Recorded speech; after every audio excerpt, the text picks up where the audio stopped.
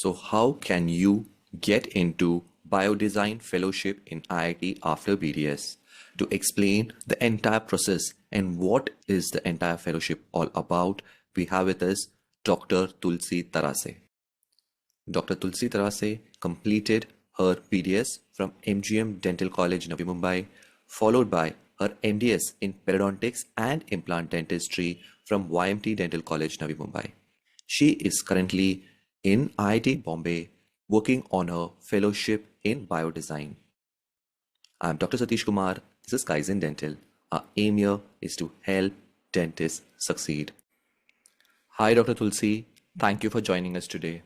So, my first question to you is after finishing BDS and MDS in periodontics, you still decided to get into fellowship in IIT rather than in academics or in clinical practice. Why is that? Okay, first of all, thank you so much, sir. It's my pleasure to be here. And I think it was during my post-graduation that I explored a lot of avenues. I explored hackathons, and that was the starting point where I felt that research needs translation from lab to clinics. And I felt I need to take that seriously. And this was a perfect opportunity where I could actually work on my ideas and develop products. So it's not a simple journey, but it gave me all the encouragement, and IIT was the perfect place where it could give the encouragement to translate ideas into actual products. Okay, so basically, you were interested in research and you thought IIT is the best place for getting into that. So, could you just explain in brief what is IIT Biodesign Fellowship exactly and how do you apply for it and what happens during the course? Yes. So first of all, I had come across it through a LinkedIn platform, and the Biodesign Fellowship is essentially for everyone working under healthcare. So it's a hybrid cohort of doctors, engineers, and life sciences PhD students as well. So here, basically, the fellowship course is divided into four segments, where firstly we identify a clinical problem, an unmet need, basically, and then we work on that problem statement. What is a problem statement? It is basically a clear and concise description of a real world problem, challenge, or an opportunity for which you want to create a solution. It's basically an idea on which you want to try and execute. So the first part is the defining problem. Second part is developing a solution for it, maybe a prototype of the solution. And then later we work on delivering it and deploying it. So basically, it starts with clinical immersion. So I had an advantage because I come from a clinical background. So, but others who are from engineering or technical backgrounds, they need the clinical immersion to understand healthcare settings and what all are the unmet needs. So basically, clinical immersion helps in that. After that, technically, how we can develop a sound solution to it. So there comes the prototype development. And finally, the last stage is where we could incorporate it into either a startup. So where basically we do a lot of tests and regulatory things, which makes it fit enough for entering the market. Okay, so it's everything. It's basically you need to understand clinical part, you need to understand the research part, and then you need to see whether you can convert it into a minimal viable product, and then you have to come and create your own startup. So how long is this course? What's the duration basically? Before you listen to the answer to that question, do not forget to hit the like button below because it'll show the YouTube algorithm that you want to take your career in dentistry to the next level and you want more such videos. And if you want to keep learning from Kaizen Dental, hit the subscribe button below. It's a year-long program in IIT Bombay. However, in other IITs like IIT Delhi, it's for a duration of 2 years. So that's the difference basically. So anybody who is interested should apply accordingly. And it's better to have a problem statement beforehand where you could find the relevant niche and work on it. Uh, like if you're inclined towards a specific domain, then start working on it. And then because of your work which is done so far, the platform becomes more relevant to you and your chances of getting selected increases. So basically, you need to have a research idea or a niche which you're interested in. Just going about it, randomly applying, and then the first few months you're just understanding the whole process does not make sense. That's a very good advice out there. So how does the uh, application process work? So when do you apply, and how long do they take? What all do they check during the application? Is there any interviews or such? Yes, sir. So I had applied it in October 2024, right after my MDS exam. It takes quite some time for the application process to get scrutinized, and then you get the interview call. So basically, I had a gap of 6 months between my application and actual interview that took place. And even after the interview, it took me around a month's time to actually join the fellowship program. So it takes some time. And since this project was started last year, this batch is the second cohort of the fellowship program. So the time period between two cohorts is also sometimes as long as 6 months. So we have to wait for that. Understood. So you can apply this on the IIT website, basically the Bombay website or the Delhi website.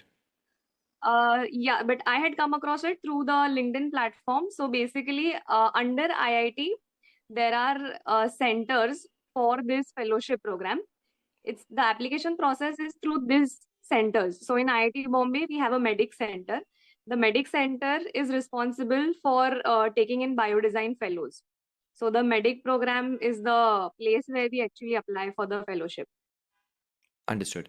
So now, how is your typical day? Now we know how BDS is. You go to college, you check, do work, check patients. Same with MDS. How is a typical day for a fellow in IIT? Yes, sir. I think that's a very nice question because initially, coming from a clinical background, it was a very difficult task getting oriented to the environment. So, as I said, the translation of idea to product is not easy. It takes a lot of research and it requires working on, like working in labs and actually doing the groundwork. So, initially, it starts with getting oriented to the lab environment, firstly, I would say. So a day typically looks like first, there's a lot of literature survey that we have to do about the work that we are supposed to do. And based on the stage of development, like initially when there is a problem statement defining phase, it's about understanding the clinical unmet needs. So my engineering counterparts were more about doing the field work, meeting doctors, and understanding their problems in a clinical setting. For me, I had shortened this problem statement defining phase very much because it was pretty much clear for me. So I was more focused in understanding the lab environment, I would say. And simultaneously, it encourages us to apply for grants so that we could work on the projects and like develop into a startup later. So a typical day is more or less in the lab or working on research proposals and writing grants. So like while we apply for grants, we also need to understand the finances that are involved in a startup. So that is a totally new vertical of it, which like I had to work on right from its basics. Yes, because we don't learn all those things in our dental colleges. So when you get into research, it seems completely odd. But the good thing is you already had a research idea. So could you share with us what kind of project innovation are you involved in and what are you working on currently? Yeah, so currently I'm working on oral formulations. So one is with respect to nanotechnology for oral application in mouthwash. Second is with respect to developing ulcer patches. And thirdly, which is at a very nascent stage, is about developing a salivary diagnostic device. So all in all, it's a hybrid thing, I would say, where I'm exposing myself to the tech part as well as to the formulation part, which happens in labs.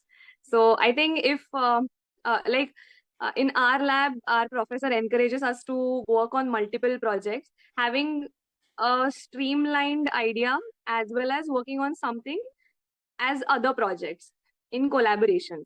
So that is another thing I would suggest, keeping one project as the standard central project and working on other projects in collaboration with people of other domains.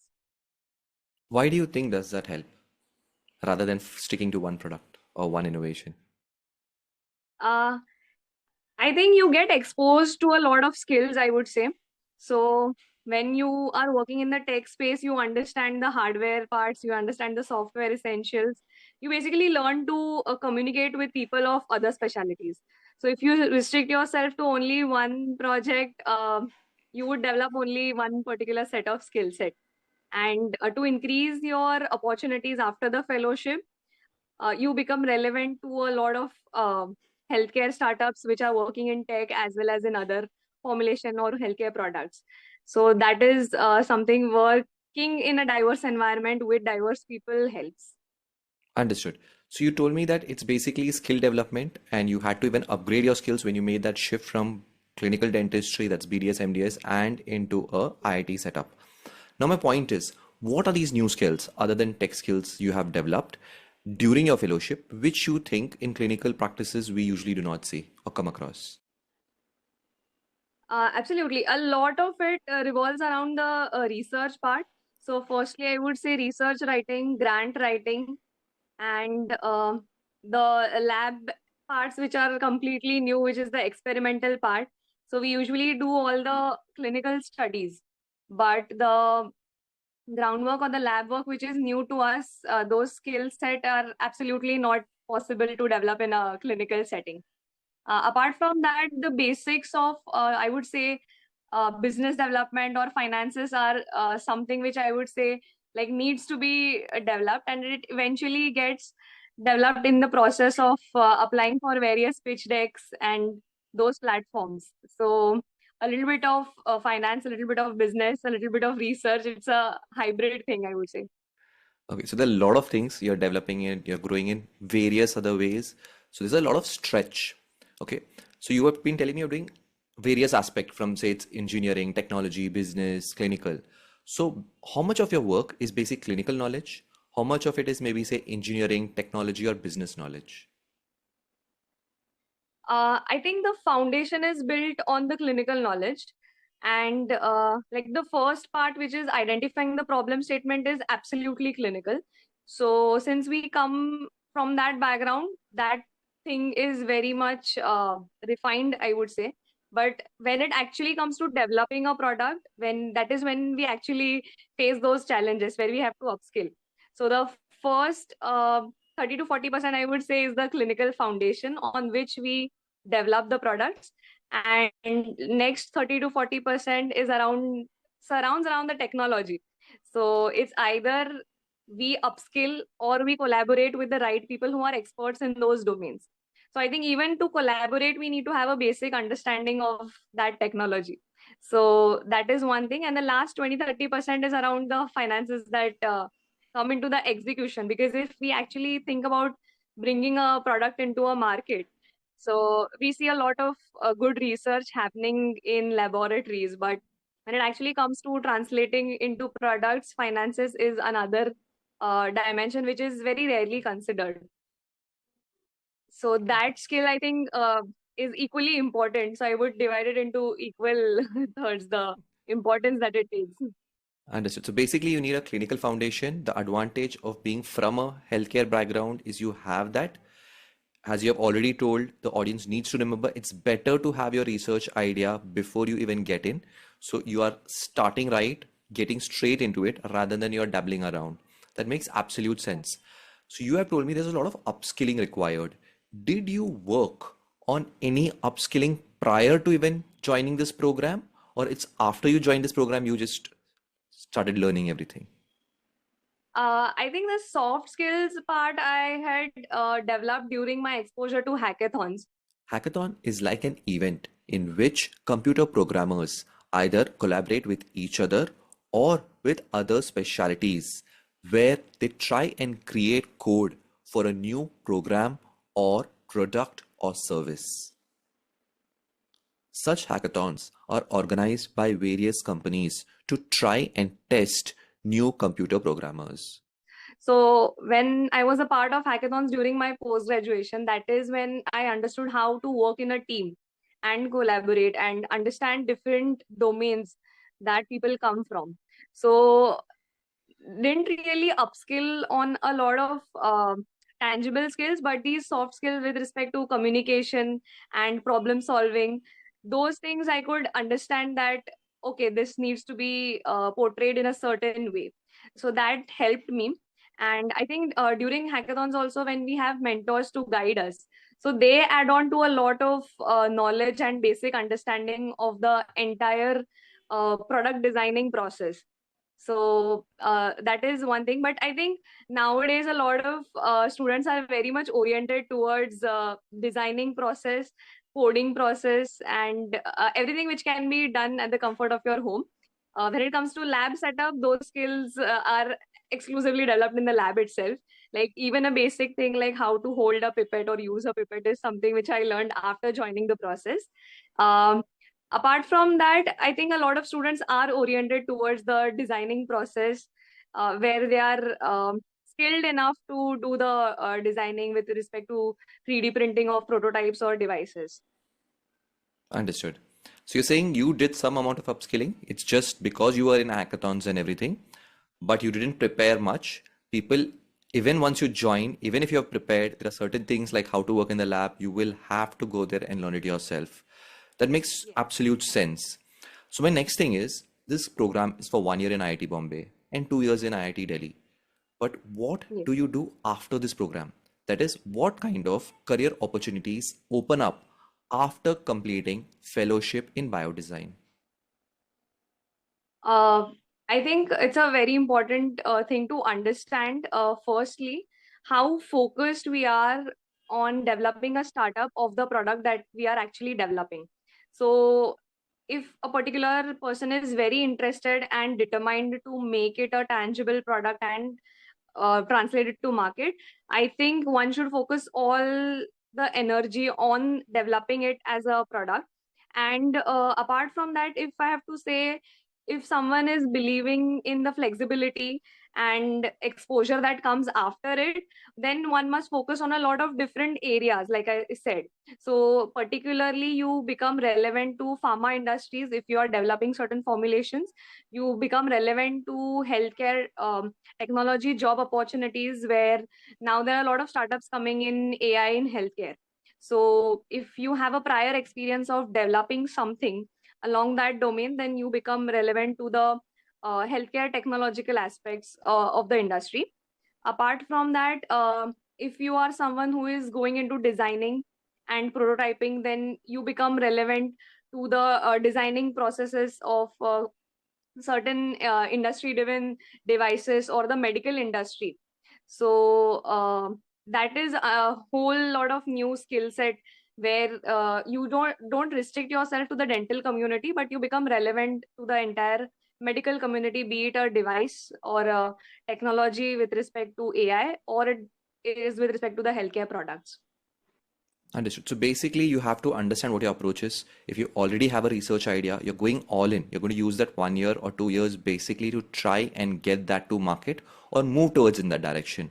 Second, if this doesn't work or if you're not sure about it, the backup option, there are multiple. It's not related to dentistry. You can get into pharma, you can get into AI in healthcare and those things. So you need to even upskilling so that you can get a job or you can get an opportunity in those fields. Very good answer there, Dr. Tulsi. Uh, but whenever we make this shift, it seems very easy to say that after your dental college, you get into IIT. I'm sure you would have faced some challenges. So, what were the challenges that you faced when you had to step away from clinical dentistry and shift into IIT? Uh, Absolutely. I mean, it was very brisk in the initial days because firstly, I had to make peace with the fact that I'm supposed to focus and reading a lot. Because while we are working during our postgraduate clinics, we are constantly doing patient work, engaged in a lot of physical activity. But when it's a different type of work which requires extreme focus in the initial days to develop and actually understand things, so stepping out of the comfort zone was not at all easy. Even understanding how basic things work, there was a lot of unlearning, I would say, which is required. You keep your tags at home and then enter the lab with a free mindset. So absolutely being okay with being a beginner is something I sometimes still struggle with, but is the only way to get through. And you have to keep reminding yourself about the bigger picture that you intend to create for yourself. Understood. So there, but what are the type of challenges? Could you say some specific challenges? One was related to, you said, clinical shift to actually studying. Anything else? Yes. So in the lab, I think I learned from my colleagues how actually the weighing measure works, how a pipette works, and what are sensors, because a lot of my colleagues are working in that domain. So, I mean, I have just memorized all of this diagnostic tests for my exam purpose, but I never really thought people work in that domain. So, understanding a lot of electronics from right from basics is also something which was extremely new to me. When it actually comes to preparing something, I'll tell you a basic challenge that I had was I had to make a quotation of the ingredients that was required for my formulation. And I was not even knowing those things are solid or liquid or how do they appear. So even still, like it's a struggle to find out a particular item in a particular setting of the lab. So that is another challenge, getting used to the environment and the workspace. Understood. So we as dentists usually use materials, but learning how those materials are made, what goes into it, how do you do the entire preparation, okay? Something we just saw superficially in Pharmac, okay? Those things you have to go back and learn. That's first. Second, you said you need to learn about tech like sensors, other devices, other things which people tend to use. Third, it is you just don't have to actually work on patients. It's less physical, it's more mental. So you have to keep mentally jogging, learning and upskilling up continuously. So I'm sure you have gone through all those challenges and I'm sure you're doing really well, Dr. Tulsi. So the point is, someone looks at this video and says, I want to do what Dr. Tulsi is doing. Okay. They're inspired and they want to get into IIT Bombay or say IIT Delhi for a fellowship in design, biodesign. What is your suggestion to that young dentist who wants to get into IIT Biodesign Fellowship? Firstly, I would say acknowledging that you have the instinct to develop something and abiding by it. So we get a lot of voices saying it's a different field, it's a challenging field. Firstly, don't give up on yourself. Second thing, expose yourself to collaborative projects. And for me, it happened through hackathons. So that is something which I would encourage to step into. So I was a part of MedTech hackathon. So I think we should encourage more dental hackathons as well to understand expertise among students and who is more inclined or naturally good at problem solving. So that is one avenue which we all should explore. And apart from that, it should be coupled with meeting right people. So I got the right direction by meeting a lot of right mentors, I would say, and that happened through LinkedIn. So that is a very important suggestion I would like to give anyone who is inclined towards doing this fellowship is network with the right people. You will learn the fastest, and don't give up on yourself. Understood. So basically, you need to expose yourself, understand whether you enjoy it or not. Second, understand how the system works. Third, the best way of understanding is by getting mentorship from people who are already doing it or in the field. And fourth, there are challenges, but don't give up on yourself. That's a really well-rounded advice, Dr. Tulsi. I thank you for taking your time and joining us today. Thank you. Thank you. Thanks so much. If you like this video, check out our entire playlist of getting into IIT after BDS.